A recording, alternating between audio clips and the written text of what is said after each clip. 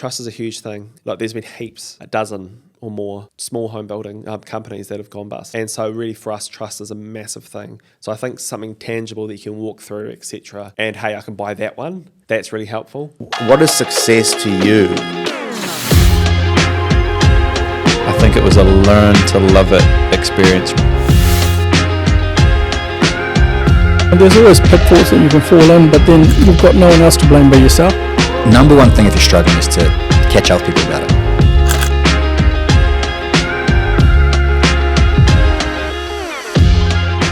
Guys, before we start this episode, let me just quickly jump in here just to thank our content partners, Abodo, for supporting Better Builder. We love what these guys stand for, especially around their sustainability and biodiversity. Abodo is actually thinking way beyond just sustainability, and we know that that is important to more and more clients that builders work with. And all from a family-owned company as well. So thanks, Abodo. We love what you guys do.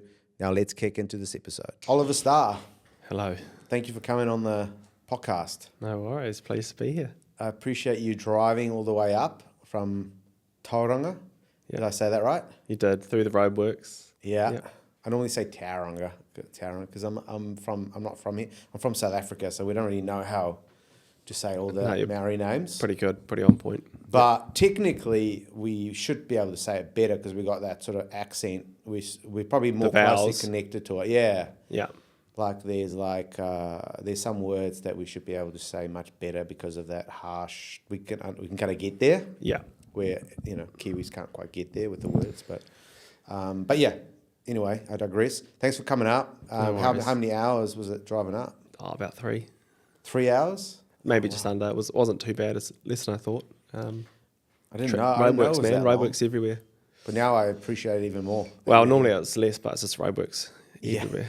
Yeah. So I really do appreciate you coming all the way up here to come sit on the couch and have a yarn. Yep, all good. No, pleased to be here.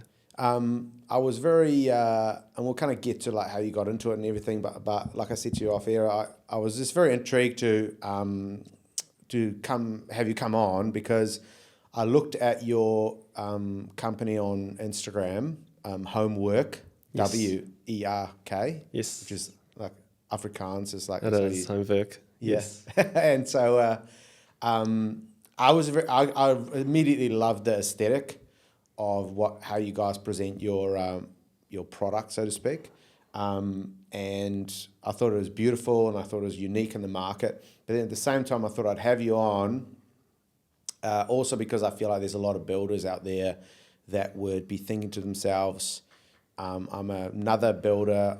I'm another renovator. I'm another new home builder. Mm-hmm. There's 50 of us. How do I differentiate myself? And now I know there's heaps of work around, but what if there was a way where I can differentiate myself, or maybe even there's other builders that are sick and tired of the grind of doing what they're doing and they're looking for different avenues. Yeah.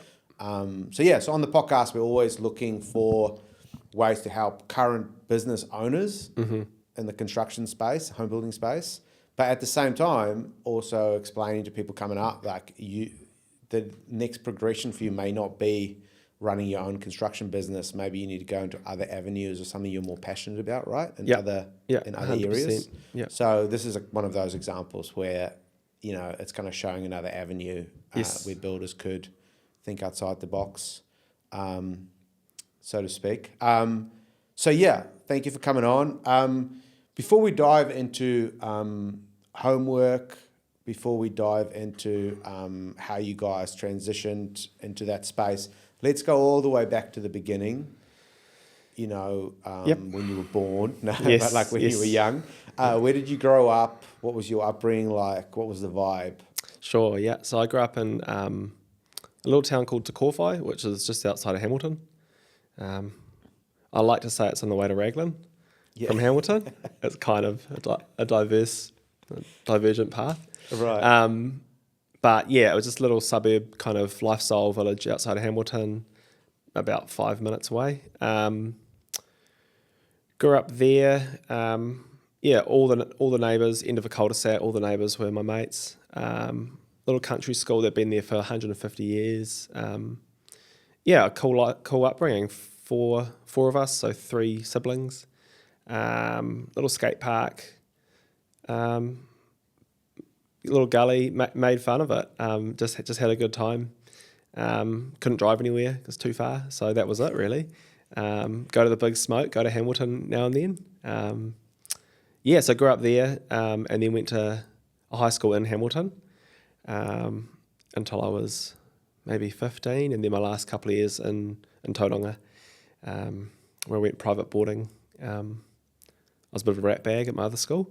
So had some issues with the student principal at that school, so we decided we'd shoot over to Tauranga and give that a crack. So yeah, did that, and then into building. So did you go to boarding school there, did you say? I did private boarding. Okay. So what was that? You stay with a family? Stayed with the family for the first 6 months, and then as it happened, my parents then also moved over. Okay. So then lived my last, I guess, 18 months with them. So got through my sixth form. Wasn't sure what I was going to do. School wasn't really working in terms of academically. Like I was smart enough, but I just didn't like it. Boring. Didn't really have any intentional aspirations of what to do after school. But, did enjoy working my hands, as lots of builders do. And what did you, were there any subjects at school? Did you do woodwork or any of that sort of stuff? Yes. So for my sixth form, we did woodwork. And again, it was an elective subject, and there might have been 12 of us that were all the same kind of rat bag in the class. I think our final project was build an A-frame swing, 4x4 posts and a runner across the top, and then a swing, big bench seat. I was the only one in my class that finished it, and it came out all right. But I think that was, I had a cool teacher, and a bit of trust to go and work in the shop on your own, etc. So I think that was, that would have been my first entry into working with wood. Yeah, amazing. So they say kind of, I think it was I can't remember the guy's name. I know his first name was Gay, because it's always funny to remember that, but like the last name was something else. And he came up with that concept of like your genius, like whatever your zone of genius is.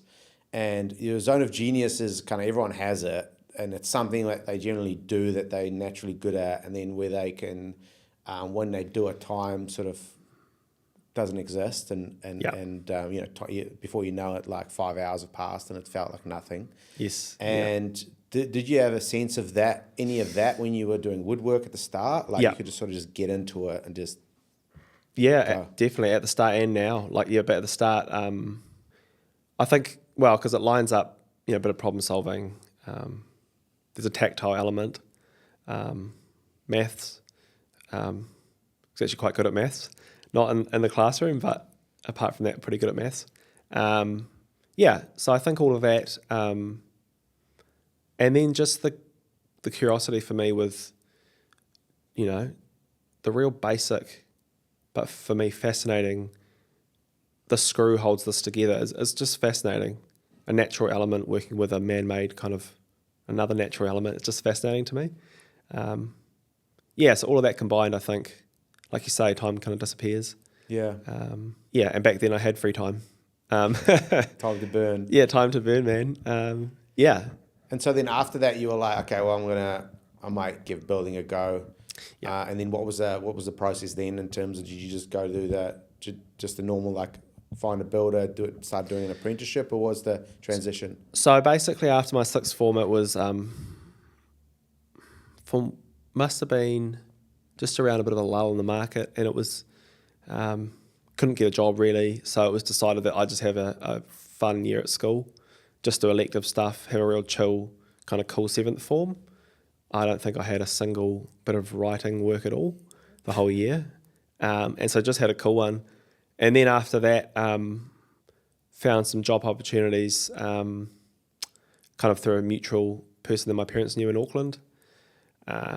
Shot up to Auckland to start that really. That was, I think I started in maybe the Monday after school finished.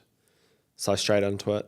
End of seventh form in November, whatever it was, just cracking into it. Nice. I was pretty keen and pretty excited. And then you discover that life costs money. Yeah. So a steep learning curve, like any human, I guess. But yeah, straight into it, digging holes, et cetera, et cetera. And that was kind of a good, I guess, a 6-week kind of trial period before the new year to see if I'd get the apprenticeship or not. And then it was straight in, signed up into the apprenticeship. And what was that like? So what was that like the first day walking up on site? Yeah. Bunch of big burly men, doing work and drop saws and... Yes. What did you think? Were you nervous? Were you anxious? Were you excited? What was the vibe? I think I remember walking up. So the crowd I was with was mostly younger builders. Of course, at the time, it felt like a bunch of really old guys because I would have been 17. But builders in their really late 20s was the crowd. 1 or 2 older guys. There might have been a crowd of 6 or 7 on site, and then there was another young guy who was same position as me, just left school. He'd been doing work experience. And so, of course, I think he's my competition. And so that was going through my brain for a moment until I discovered he's just a really nice guy and we both got jobs and it was all happy. I don't think it was nervousness, but I do remember prior to going into building looking at the career of building, go, how the heck can you learn all this? Because it's a big, broad trade. There's lots involved, like any job, I guess. But you stand back and look at a house, I guess, and you go, how do you learn all that thing? How do you learn all this stuff? Yeah. And then you learn over time that building a house is just a series of small tasks, and just knowing which tasks to do to go. It's like a game of Tetris, that piece has to go there for the next piece to land in its place. Yes. No, so I don't think it was so much, not nervousness, just querying how it was all going to happen, how it was all going to be learned, etc. Yeah. And then just on it. Yeah. And so then you kicked off the apprenticeship, and then how long did it take you until you got qualified? And did you try to get qualified as soon as you can, or did you take it pretty easy, or what was the vibe? It was an interesting one. I, like anyone, I guess, was let's get it done as fast as you can. I found, ironically, after school problems, I found the bookwork side of it really easy, of the apprenticeship. I had a really cool training advisor guy, and he was awesome. I found that really simple. What was happening in the business I was working in was, again, because such a young crowd and a fairly high turnover of builders for different company issues, I'd be a second-year apprentice running jobs. Not a full let's build a house, but a reno here or whatever. So there'd be me and maybe the new work experience guy or a labourer running a job. So initially there was definitely holes in my learning. It was a learn on the job type scenario. You discover people's skills really quick doing that when you're the liaison between the boss and the client. Yeah. So that became a problem pretty quick. So I said, no, I need to learn more stuff. I need to go back to a bigger site, etc.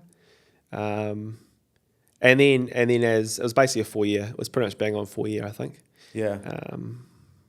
And so did you, or was it kind of like more abdication, like the boss is passing things on, like not quite training you up properly, and you just sort of had to just 100%. like sink or swim? Yeah, which in some ways is really good. The learning curve is steep.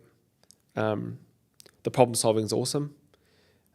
I enjoyed all those aspects. And technically I could have probably done that forever, just sat there in that job. But of course the aim was to get an apprenticeship. Also for context, that was all in high-end residential, Paratai Drive, Remuera, St Heliers. Cool. These are all premium suburbs. Premium suburbs. Yeah. So it was all, we did one on Paratai Drive that was maybe 3.5 years. And the kind of job where you get the list at the end of the little snag list of last bits to do. That might be a couple of days or a week normally. That was 3 months there, snag list, and I was the snag list man. Love it. So I enjoyed that, the connection with the clients there. That was cool. But again, not very productive to a career for long term, I don't think. So then I wanted to be varied onto different sites. That was the biggest problem with that company, was just because you're on a job for 3.5 years and it's a big reno, you're not necessarily doing slabs or rafters, whatever. Yeah, not a lot of repetition either. It's just sort of this one long forever job. Yeah, one long forever job, which is fine. So I actually remember at the end of my apprenticeship, the last thing I hadn't done was set out, in terms of a full scale set out. So I think I went to the boss's paddock and pegged it out. And apprentice man was happy with just an L-shaped string line setup, add a datum, etc. And that was that, yeah. Boom, done, there you go. Boom, done, and then I was out of there pretty quick. Had done my time, had enough, and time to move on. Yep. And then where did you move to then? And then what was the goal? Like, what did you kind of say, hey, this is what I want to move? Did you have any big goals and aspirations at that time? Or I think my goal at that time was to get out of where I was the driving force. Less so, I want to do, this is my next thing. I want to get out of this. Right. But of course, I wanted to make more money because I was on still a low wage, etc. So I actually went and did decks on my own, decks and fences and this and that for the next maybe 6 months, which was cool. I really enjoyed it. And some really cool clients that really helped me learn how to run my business. They were kind of advising me. So that was like your first step of going out on your own. You're like, straight away, man. Out of the big, I want to make some big bucks right now. I'm going to totally. Yeah. And it was like, wow, the pay's triple, quadruple. It was huge. Then you discover tax after. Yeah. But at the time it was cool, man. And I just had some really cool people that really guided me. Ironically, it was my clients. I think I've always been like a yes man. Like, yeah, we can do this. Let's give it a crack. Problem solve, and just jump into it and give it a nudge. At that time, life was in a place where there was no pressures, so you could do that. It didn't really matter. So I did that for maybe 6 months, and then work started to dry up through that avenue. So I went and worked for a guy out in West Auckland, out in Kumeu, again on some bigger, more expensive houses, but new builds, which was a nice, interesting change. Different way of building again, which is really healthy, I think, to round out a builder. Yeah. And so you learned all these different skills. So you kind of like skill stacking now over time, which is kind of great. And then you mentioned before then you got to a point where you started going out on your own again, right? Yes. So what was that reason behind that? Did you sort of just learn as much as you could and then you thought, I'd go out on my own? So I had a big problem with just the foundation of that company, terrible treatment, etc. Lots of the classic. Well, it shouldn't be classic, but I think it is. I remember one of the years, one of the guys got promised a pay rise at Christmas. Congratulations. Next year came back with a 50-cent pay rise because minimum wage had gone up. That kind of treatment. Not valuing anyone. Yeah. And just bad treatment, bad. And I was really put my foot down, said, this sucks. I'm not standing for this, and I just left. And then sure enough, everyone else left eventually. 20 guys all left. Wow. Boss got done for tax fraud, blah, blah, blah. So, it was that kind of scene. Yeah. So that was the driving force. Like I say, unhealthy environment, bad rounded life experience at the time. Good skill learning, but my overall life wasn't that good. Yeah. So it was good to get out and breathe the fresh air. Try something different. Like I say, give it a crack on my own at the time. I would have been 21, I guess. Wow. And that was good fun. And then the next guy I worked for was awesome. Just the coolest guy. Lots to learn from him. He wasn't a builder, but had picked up a hammer for someone to do a fence when he was 20, and then they said, hey, do you want to build this roof? He said, okay, so on and so forth. And then at the time I worked for him, he'd been in there for 35 years, running some pretty cool jobs, etc. So a lot of those guys, those old school guys, they're almost like self-taught. Like back in the day, it was a bit different, right? The regulation and all that sort of stuff. Yeah. A friend of mine's dad just built his own house from scratch. Yep. Still stands. Yep. So it's that sort of thing, right? Yeah, plans on a bit of paper and away you go. Yeah. And the ones that, to be fair, now 35 years later, the ones that that worked for are still doing it. And obviously the ones that didn't work for, something else, you know? That's fine. Okay. So I want to get to the point now because I want to find out a little bit more about the current business, right? Yes. Yeah. So you then went out into running your own business, and then I guess you were just like another renovation company. We had done a few different like small developments, me and my wife Sammy. Yeah. We had Sammy through the emails. Yes. Yeah, shout out Sammy. Yep. She's the one on the IG. She runs it all. So we had done an A-frame house together. And then we split the land in half, moved a house onto the site, etc. Did that up.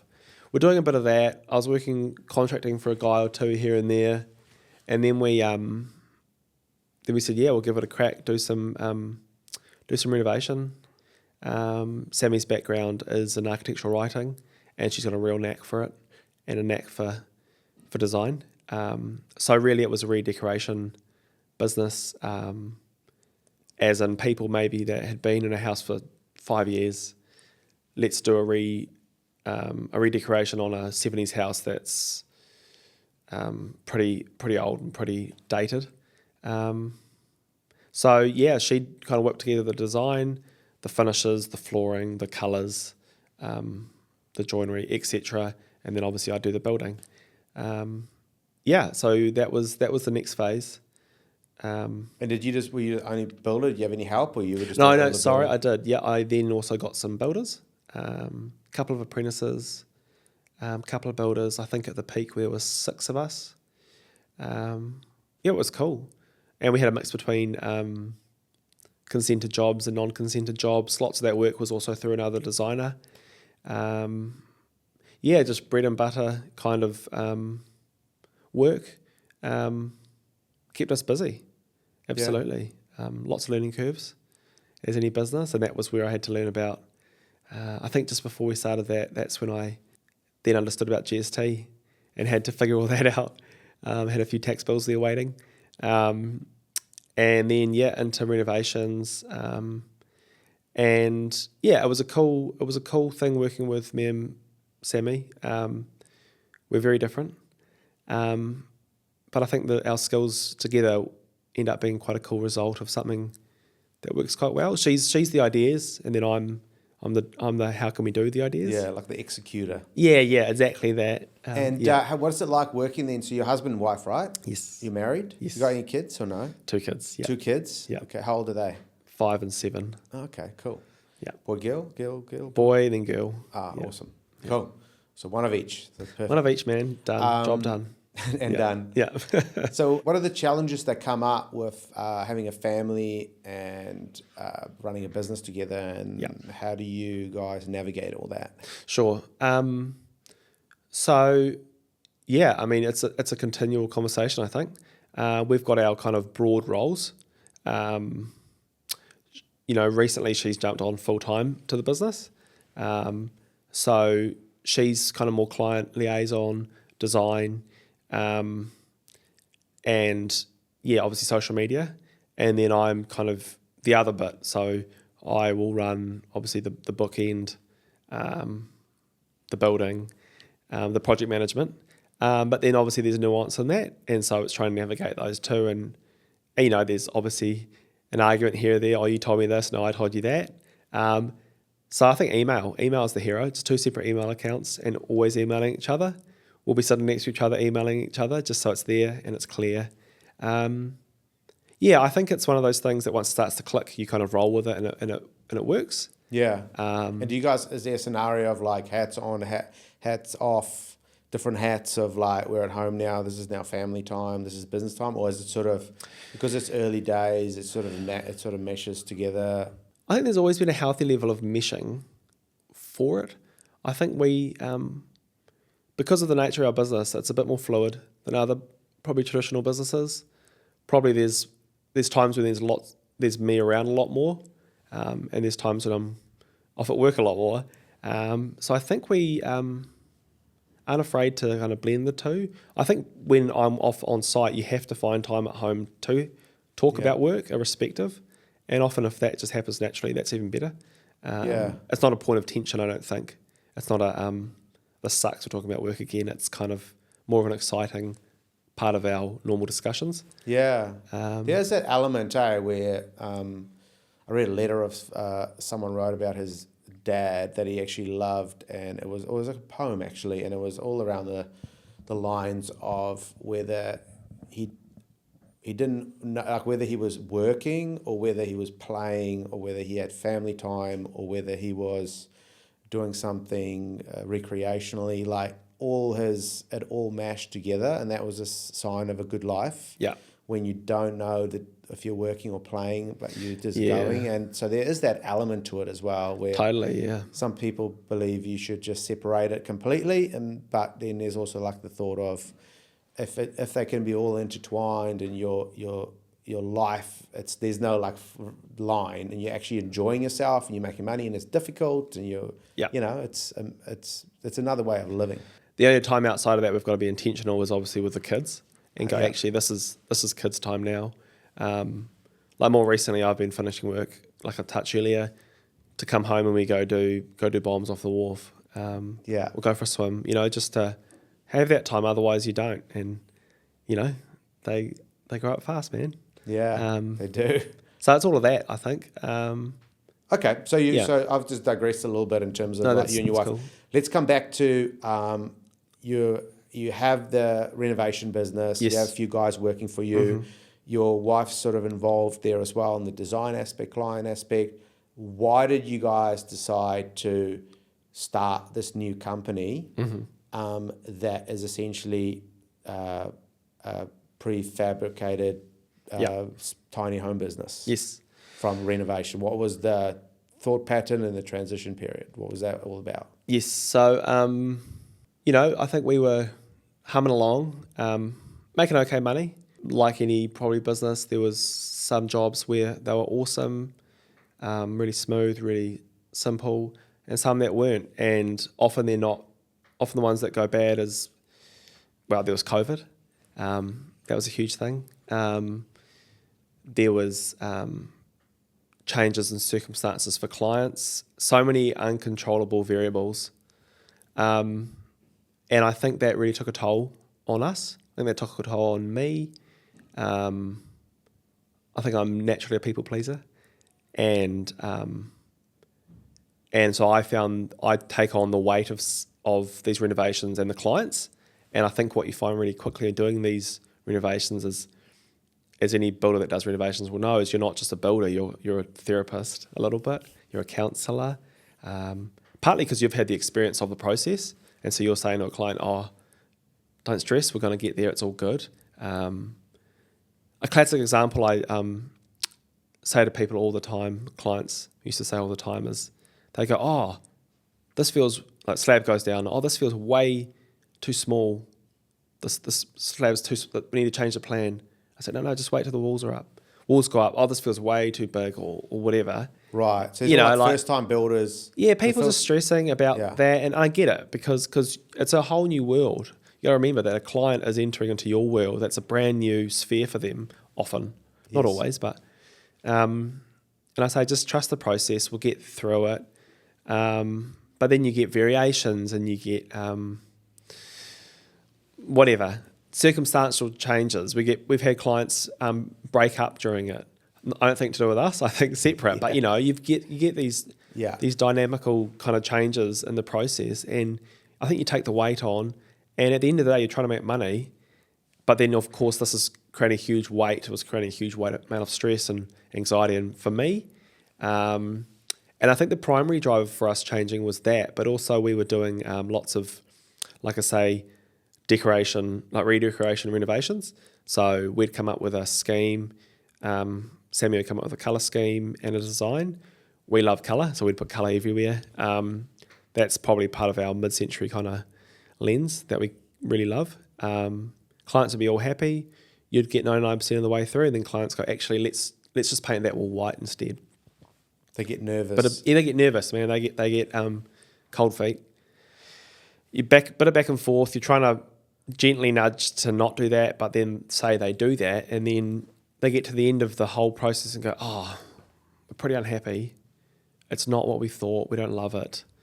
And we're kind of trying to say, yeah, because the overall picture hasn't been completed, because that was supposed to be whatever, that green colour or whatever. So in and around that, we looked around and we could see the tiny home thing kind of happening. And we thought there's a space for us to do smaller prefabricated transportables, bigger than a tiny home, a consented option, where we can keep the costs limited, keep them fixed, and provide something that we think is a better design. Just that simple. It's niche. Our designs are quite niche, intentionally. Again, that's an ode to our mid-century lens. And so we just thought we'd give it a crack, and then we can kind of control the design. They're almost, from our perspective, more of an art piece than just a home. It's more, here's 3 colour options, here's 3 cladding options, and they've kind of been curated to then equal a great picture instead of, I guess, getting dictated by clients. We're kind of trying to offer a product. So here's the product, pick 1, 2, 3, 1, 2, 3, 1, 2, 3. Yeah. Great result at a fixed price. Perfect. Okay, so you're kind of transitioning into it, and if you're listening in, it's Homewerk, WERK, and go check them out on Instagram, because that will kind of give them an idea, right, of Yes. what it is. So I like it. I love your little kitchen, like with the colour schemes, like the blue and the green and all that. Yeah. I think that's amazing. And so how big are these homes? How are they different to tiny homes? Yes. You need consent in New Zealand for them, right? So how does that work? Just give us or give me a little bit of an idea. A broad stroke, yeah. of the product. So we offer 3 models. We've got 2 kind of primary models and then one that's a smaller option. So the smaller option is like a mezzanine. It's about 25 square metre floor. So it's small, like a little studio, loft bedroom. There's that option. Then our kind of 2 main offerings are, one's a 40 square 1 bedroom, and one's a 60 square, 58 square 2 bedroom. They are, again, go on the website, but they're rectangle buildings, and everything throughout them has been intentionally designed to suit the process of prefabrication and transportation, and also to suit the functionality of the buildings themselves. The floor layout, we've spent hours and hours and hours mulling over the design, working out heights to mean that we can be road legal without having to get certain other consents, etc. Get under bridges, so they're like to the millimetre perfect.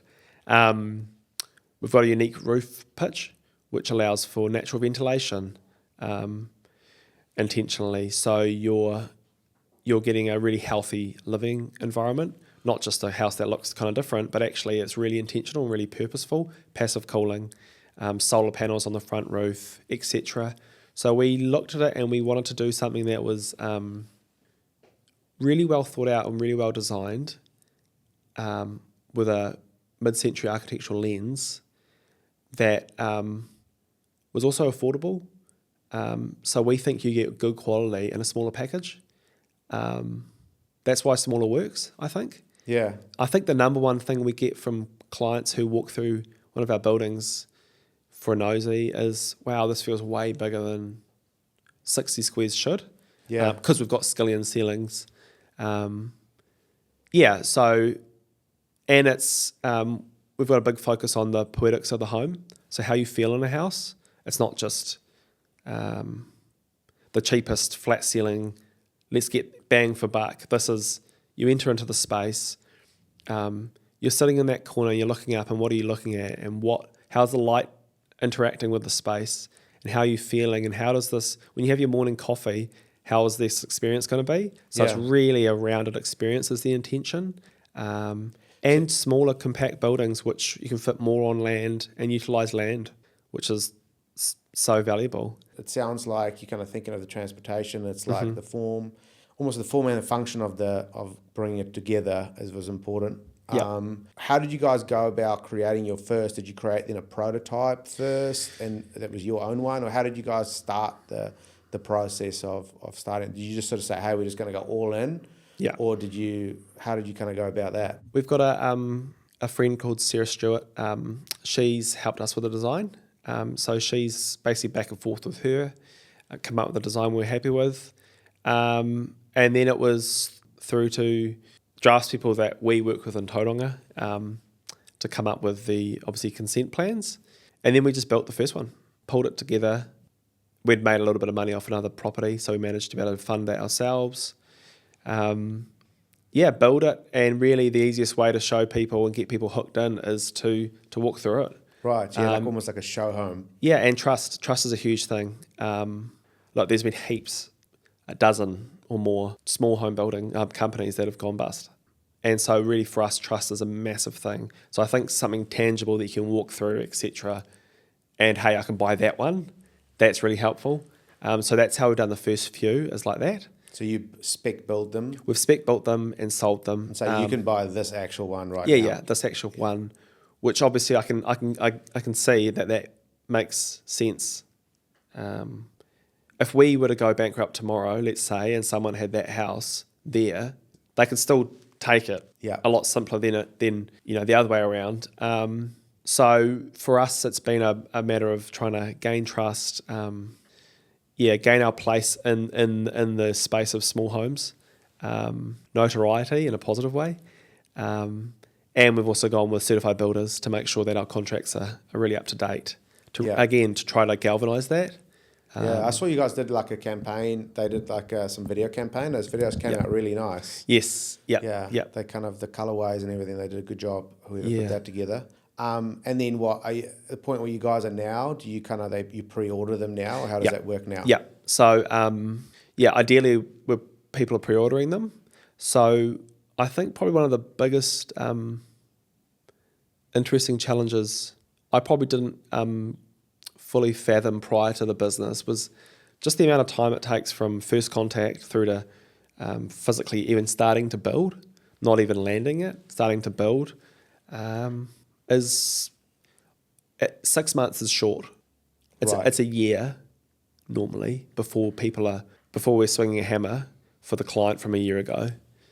And is that because of the type of client? It's generally like a unsophisticated client, and I mean unsophisticated in the sense of like they haven't been around construction and stuff a lot, so they're kind of younger or older, unsophisticated. Like it's kind of a new thing, and you kind of have to like hold their hand throughout the process. Is that why, or is there other reasons why it takes so long? I think that's definitely often a part of it. I think there's a whole list of reasons. Often it's financial.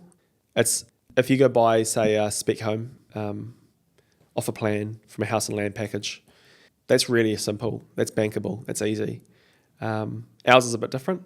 You have to have the land, and then you have to be able to fund it. And so banks that's something that we're currently working through with the mortgage brokers, how to navigate that. The next thing is exactly like you say. We've got the build aspect, and then we've got the landing aspect. So you've got two separate aspects. So we will do a full code of compliant consent for the building on our yard, and then there's what's called a foundations and services consent for the transportation. That side, that first half, real simple. That landing side often is really challenging.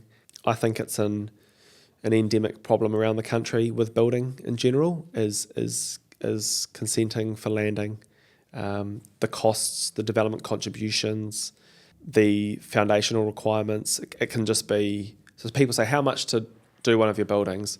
How much does land cost? I see, look, it could be 50, it could be 300. Yeah. Just take your pick, and that might be there because it's so variable. So I think the getting clients through that process, like you say, having to hold their hand. We work with designers and draftspeople that will help them at their end to get through all those hiccups. It just takes a lot more than buying a house and land package. It's a lot more effort. Often it's a lot cheaper, but it's a lot more work. Which is so what you guys are trying to streamline that as much as you can, try to provide as much, like just make it a bit more of a less friction. totally. We get all the time. We get people that will. We've had this heaps recently. People come to us and say, "Hey, I was going to get a batch built. I've had it designed. Architect told me it was going to be price X. Builders priced it, it's double, and now we're in the millions."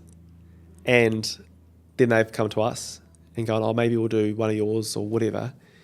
So I think it's. I think people have a perception that what we offer may be fairly expensive for the size, but as soon as you go bespoke, as in build your own thing on your site with an architect, you're spending heaps. Yeah. I think people are maybe, from what I'm seeing, is people are maybe going, actually, it's a batch. It can be a bit simpler. It can be a bit smaller. Let's go quality, but in a smaller, compact size, which is, I think, when they come to us. So we're getting lots of that as well. Yeah, it's an interesting seeing all the different people and the different requirements and the different reasons why. Yeah. But then who's you go the through all of client? that, and that's 12 months later. Yeah. So it's a long lead time. Yeah. Who's the kind of people that come to you? Like, Totally. So we get again a myriad of different clients.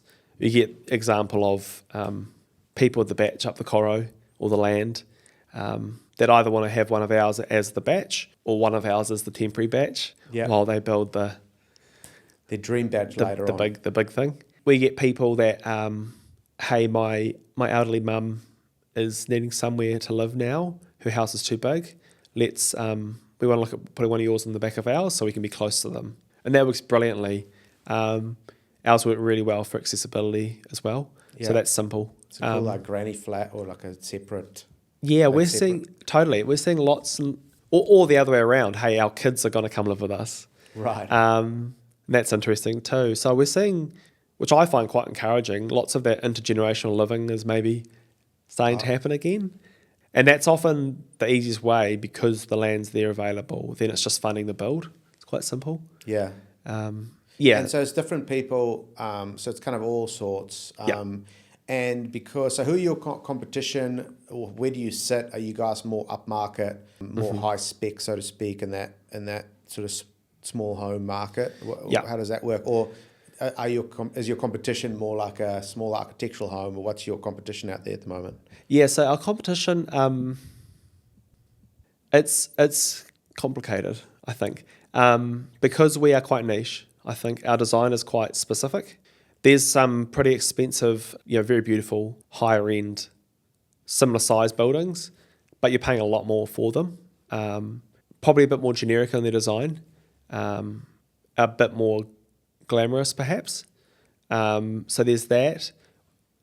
We're the obviously cheaper option, and then there's a few similar kind of in our realm, but again a bit more standard looking perhaps, and we're probably on par price wise, I think. Yeah. And then you've got a trailer home, a tiny home and a trailer.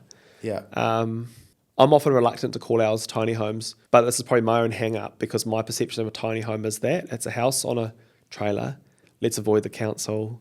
Yes. All of that. I think me and Sammy both intentionally wanted to avoid that because we've seen the problems with, you might spend 150 grand on a tiny home and you're basically buying a depreciating asset.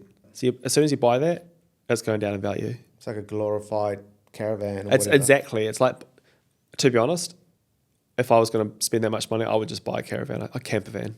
Yeah. At least you can drive it then. So I think there's an insurance issue and then there's a retaining value issue. So for our process, you're spending a bit more, of course, up front, but then you're getting an asset on site. So for me, it makes sense, but I can see why you'd spend less on something So simpler. if someone wants to put a batch up, then they can actually, they get full consents, your house gets put on there, and then you'll do landscaping around, and then afterwards it will be worth more than just the land and one of your homes separately. Yeah, if it theoretically doubles every 10 years, Yeah. Being a bit facetious, but if it does, then great work to you. That caravan that tiny home is not going to be worth that in 10 years.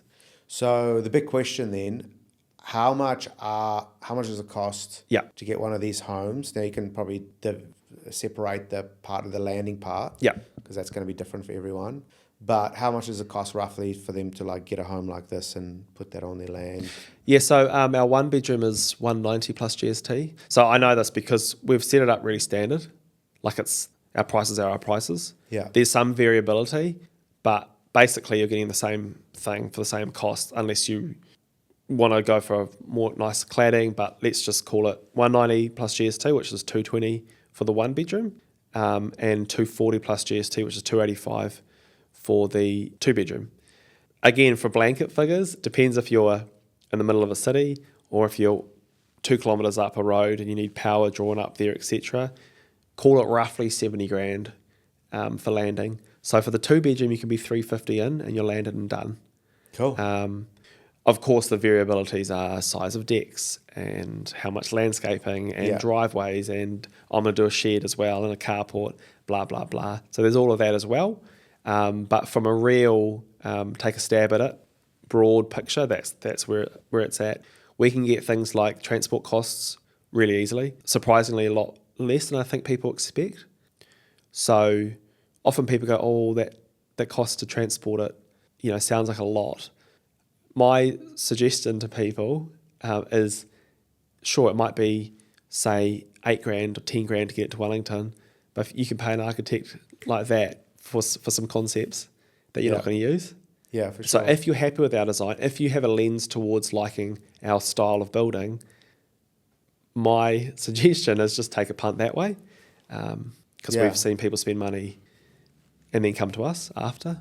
Okay, so that's very good. I think that's very reasonable, especially now with everything costing so much. So you're building that all, do you have a yard that you built them all? Yep. We've got a yard. How many do you build at any point in time at the moment? So at the moment we're actually between waiting on consents. Right. This is what happens, so you're waiting on consents. We also do some development as well. So we've got some development projects going. We've got a community village we're doing in Katikati as well. Any given year, our aim would be to do 12 to 15 a year. Cool. At the moment, it's a couple a year.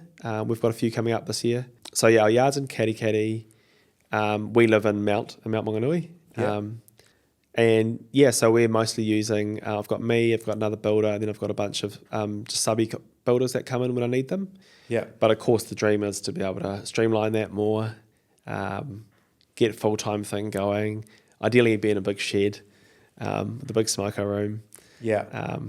But that's a plan for the future, I think. What advice would you have for builders? So if there are builders that they just don't want to do the generic renovation work anymore or new build work, they're looking for something different. They have the entrepreneurial. They thinking of productizing something, because that's essentially what you guys have done, right? You've taken a service, you've productized it. Yeah, exactly. And so you can sell it over and over again. And then so the whole process can run smoothly, and it's the same. It's like McDonald's, right? You get the same thing every time.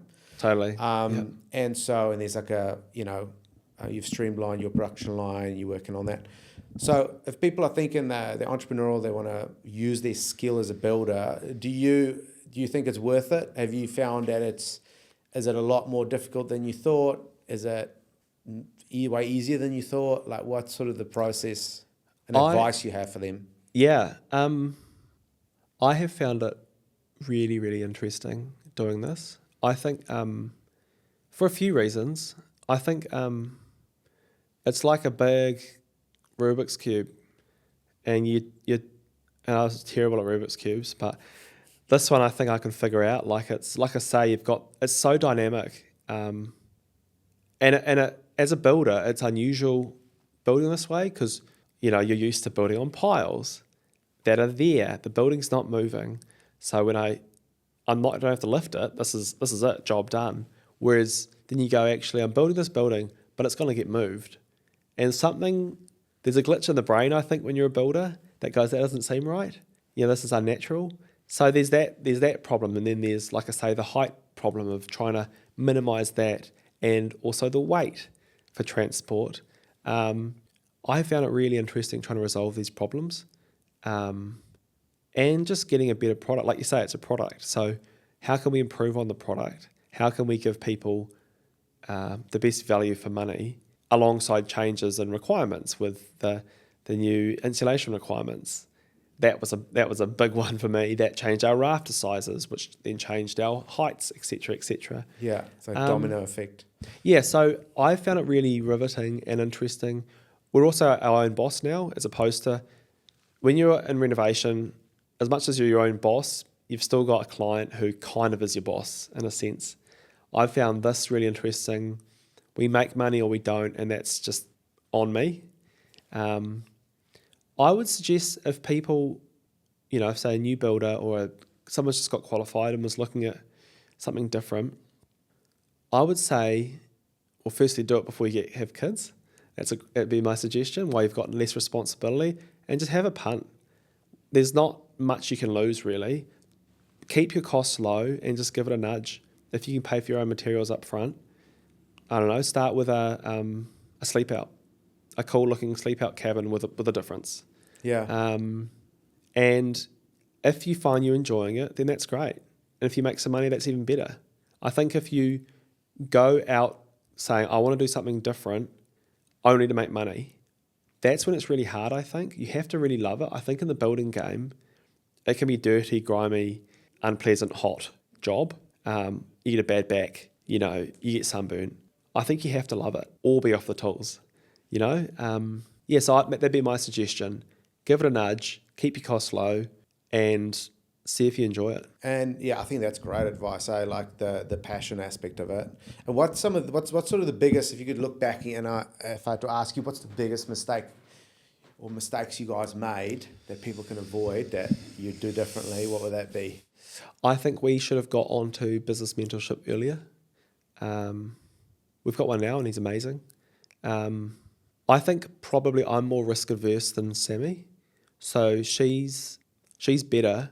What I've just said, she's better at than I am at taking a punt. I think I'd be more risk adverse about spending money on advertising and marketing. Her view is more give it a go, spend some money.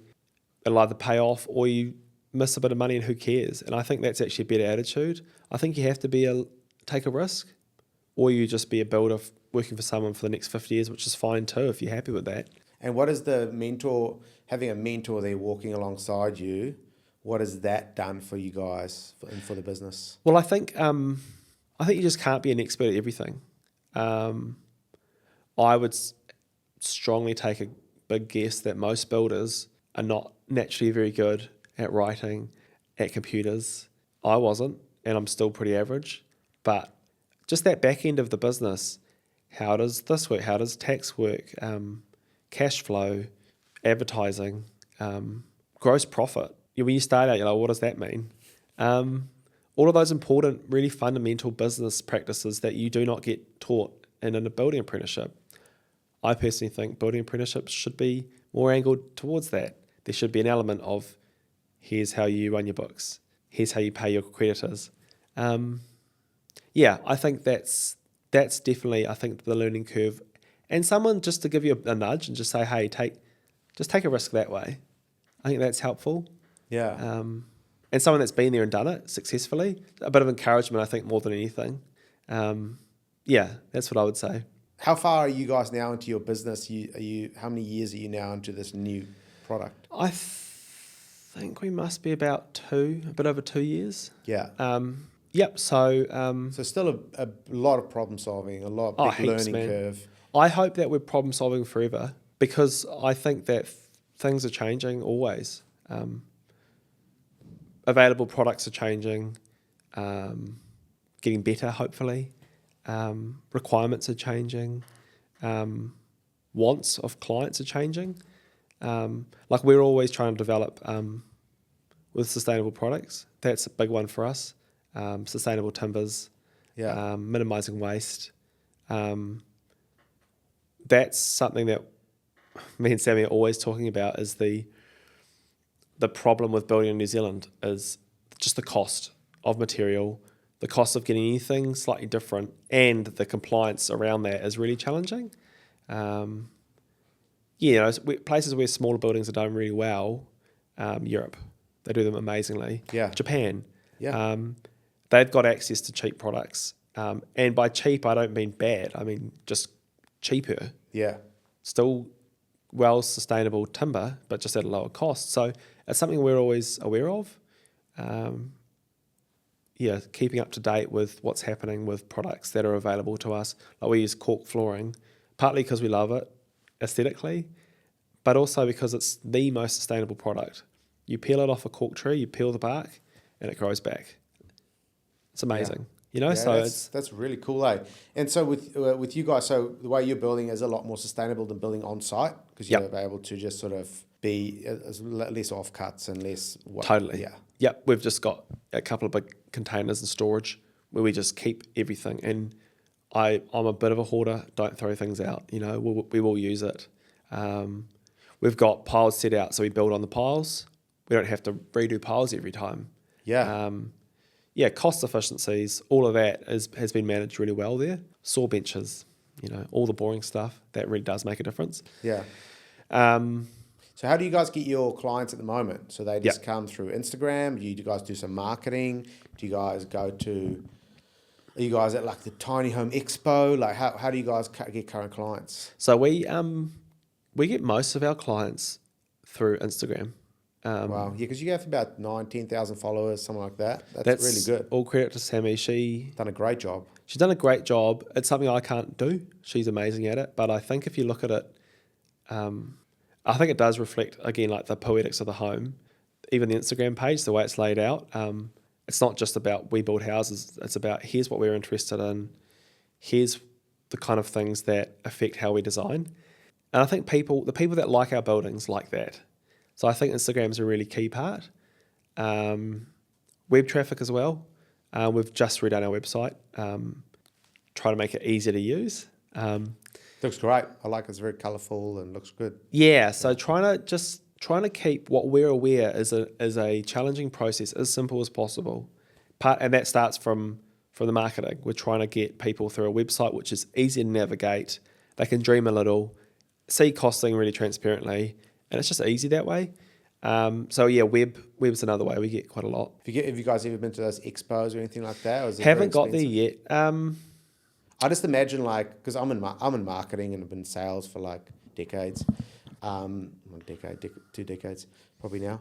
And when I look at like those expos for tiny homes, immediately my mind goes, that I can just imagine that like that would be the biggest expo of tire kickers you'd ever see in your life. Is that true or no? That would be my presumption as well. Because it's such a fun thing. Like I'd take my wife to go to a tiny home expo. Let's see what cool little tiny homes. Like no desire to build buy anyone anytime soon ever, in the near future. But I'd still go check it out. I mean, if you've got 10,000 people coming through and one person, you get an inquiry of one person, maybe it's worth it. Yeah. We looked at field days. Because you kind of have to get someone that gets the joke, right? You're such a niche that you have such a unique aesthetic that I think is so cool. It's like a type of person that go, yeah, I want that. It's a type of person. It's not just like a random grandma that wants a tiny home in the backyard. Well, I think it is. I think I thought exactly the same as you until we started to we've had a few open homes and then people drive past. It's catty. It's kind of a rural town. People drive past and rock in. The most unsuspecting people love it. So I just think maybe I'm wrong there. Well, I think do you think there's some nostalgia from some of the oldies? Totally. Some boomers going, this looks like my house when I was grow up. 100%, I think, and the sense of volume again. Yeah. And I think, I don't know. People that love it. I think maybe I've historically not given people enough credit for design tastes, but we went to field days, or Sammy went to field days a couple of years ago, and she noticed that there's quite a lot of transportables, and they've got giant couches shoved in them. And so that's why we went, actually, no. So we do things like built-in couches to manage that. But again, field days was going to be fairly expensive. This year we decided not to because you're getting people from every different corner asking you for money for different marketing things. So it's just trying to work out what the right thing is there. Yeah. That's amazing. I'm fascinated about this topic. And like I said, I think even builders listening to this would kind of get their creative juices flowing in terms of, I have the skill set. What could I do if they wanted to? That's different. And then who could be out there? And I'd always reverse engineer it, not completely reverse engineer, but reverse engineer it on who the end person's going to be that's going to come and buy the thing. Yeah. And combining that with their passions is kind of what you guys have done. It's like you've kind of figured out what do we love, and we think there's enough people out there that also love what we love. So we you have them in mind, right? You don't just think of yourself when you're designing these things. Oh yeah. And then it's just like another way where people can kind of like just go, there's options out there in terms of if they don't want to be in the renovation market or a builder for someone forever, and they don't want to run their own big construction company, and they want to do something unique and cool and productize something, then this is another option for them, right? 100%. And I think, like, to your point about building for other people, that's always interesting. As an example, we've got like a laundry space, and we've left it it's a cupboard that opens up with, say, a washing machine space, and it's all open. Because the first time we did it, we put shelving above, and we get people coming in going, I love it as it is. The next person comes in, goes, it needs to be a top loader. It has to be, I only do top loader. The next person comes in, no, I need a washer and a dryer. Like, what you discover is that people are really strong about certain points. So what we've had to try to do is keep things really curated, but also really generic, if that makes sense. Yeah. To suit a market, a broad market. From there we can manipulate really small things like a laundry cupboard. But it's interesting trying to design for everyone. It kind of doesn't work. So it's trying to keep it broad enough, but keep it specific enough to have the design it has. Yeah. Which is interesting. No, I love it. And I'd love to see them one in person at some point in the future as well. Finally, sort of as we're coming towards the end of the episode here, but I just want to get a bit of an idea. Like, so when you look at, you guys, you and Sammy, 2025, what is success to you guys? So I think as time's gone on, I think I'm traditionally a heads down, get into it. Like, I think if I was allowed to, I would work probably every night till 9 at night on the site. So I think 25 is, particularly for me, I think I was learning about balance and family time, and time goes so quick. I think it's about living, not just about building. So I think success in 25 is balance and running a healthy business, I think, which is not the biggest business necessarily. It's a healthy business where we're building buildings that we love, that people who are buying them love. So it's just this really healthy, organic kind of relationship and business arrangement, I guess. Yeah. That's, I think, 25. Yeah, I get had that. enough stress, Yeah. I think we're done with that. I think it's balance. Yeah. It should be a fun process. Of course, someone's going to be handing over hundreds of thousands of dollars. Doesn't mean it should be unpleasant. Like, it should be as fun as it can be. My biggest fear is that someone goes away from after working with us and has hated the process. That's my biggest fear.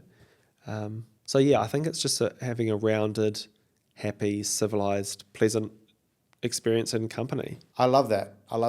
And you're right, time goes fast, especially with kids. You start looking at old photos pop up on your phone. I know. And I hate that, when you get the old those memories that come up on your iPhone. 7 years ago. Or you're just like, sheepers. The other day, I feel like my 6-year-old's our eldest, and she's just saw some baby photos pop up the other day. I was like, man, that was just the other day. Now you're like 6 already. Like, it goes super quick. But no, thank you so much for coming on. I've got a rapid fire questions I want to run you through, if that's all right. Totally.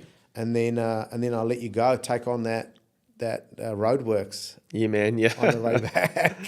So remind me. So how many people are on your team? 3 of us full time, and then a bunch of contractors. What is your crew mix? I normally ask builders, but are they all qualified people that come, or just? Yeah, I'm mostly using qualified. I'd like to get back into subbies.